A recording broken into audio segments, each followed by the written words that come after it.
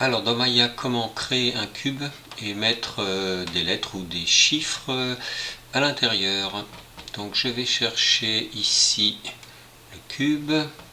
Dans Polycube 1, je lui mets 4 cm sur 4 sur 4. Je laisse les subdivisions à 25 et le cube étant sélectionné, je vais dans Edit Mesh et je vais chercher Bevel. Suivant la rapidité de l'ordinateur, ça va plus ou moins vite. Voilà. Ici, pour les segments, je vais augmenter un petit peu. Je vais mettre à 2. Donc on peut jouer aussi, donc si je retourne sur Polybevel 1, on peut jouer aussi sur l'angle. Voilà. Sauf que là, l'ordinateur n'est pas assez rapide, donc je ne vais pas m'amuser à le faire. Voilà, donc ça, une fois que c'est fait, je vais aller dans Create, chercher Type, et je vais aller taper ici L par exemple. Voilà, là je vais lui mettre font size, je vais lui mettre 5. Ok. Ensuite, je retourne ici sur Channel Box Layer Editor et en taille d'épaisseur, je vais mettre 0.1. Voilà.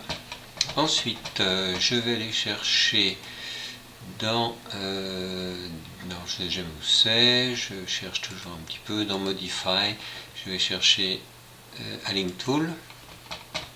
Voilà, excusez-moi pour l'accent. Je sélectionne d'abord ma lettre, je garde la touche Shift appuyée, je sélectionne le cube, donc je le mets au milieu.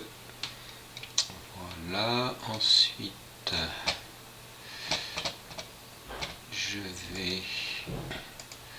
Alors le truc c'est toujours où se trouve ma lettre. Donc là elle est là au milieu. Ce qu'il faut maintenant, c'est que je bouge le cube de manière à essayer de la faire venir au premier plan. Ok. Hop, voilà.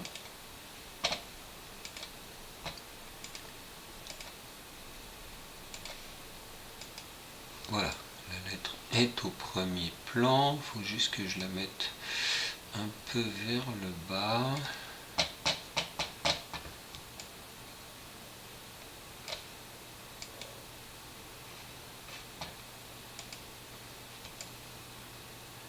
Toujours un peu le bazar, ça.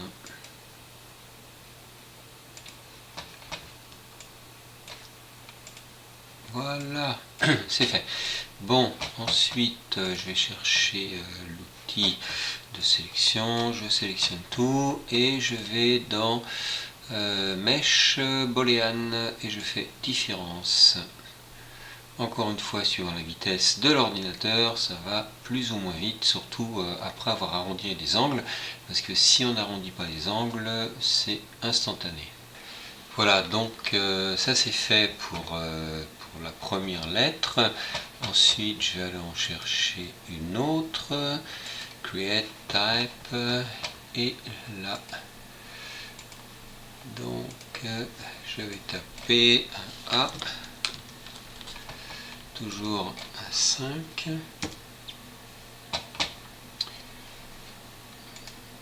Voilà, je tourne ma scène. Le A étant sélectionné, je vais mettre 0.1 comme dimension. Ensuite, je lui fais une rotation sur Y de 90 degrés. Voilà. Je vais chercher l'outil d'alignement. Je sélectionne d'abord le A en premier, Shift appuyé, je sélectionne le cube. Hop, je le fais venir devant, je le mets au milieu et je vais le centrer comme ça. Voilà, je sélectionne mon cube et de nouveau je fais Mesh différence. Voilà, donc là ça a été beaucoup plus vite. Ok, donc je continue avec File. Donc en fait je mets des lettres comme ça, mais on peut mettre des chiffres, hein.